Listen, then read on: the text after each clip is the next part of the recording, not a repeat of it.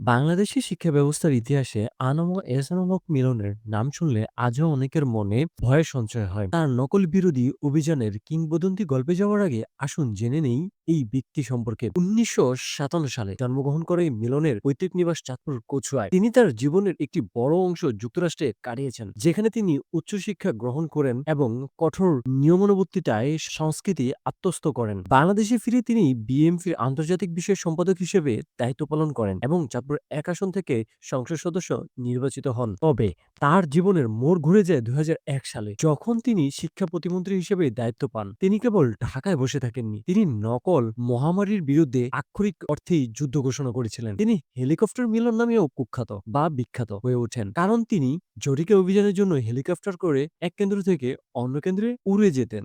ধানক্ষেতের মধ্য দিয়ে ধাওয়া করে নকলকারী ধরার গল্পগুলো কেবল লোককথা নয়, এগুলো তার ইতিহাসের অংশ। তবে তার প্রস্থানের পর শিক্ষা খাতে এক নতুন শত্রুর মুখোমুখি হয় ডিজিটাল প্রশ্ন পাস। হোয়াটসঅ্যাপের এনক্রিপ্টেড পাসের বিরুদ্ধে অতীতের শারীরিক অভিযান অকার্যকর ছিল।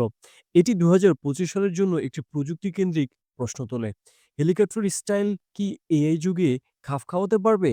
মিলন যদি ফিরে আসেন, তবে তার কেবল একজন পাইলট দরকার হবে না। তার দরকার হবে সাইবার নিরাপত্তা দল। আধুনিক ডিজিটাল মনিটরিং এর সাথে তার কঠোর প্রশাসনিক ইচ্ছাশক্তির সংমিশ্রণই হতে পারে বাংলাদেশের জন্য চূড়ান্ত সমাধান।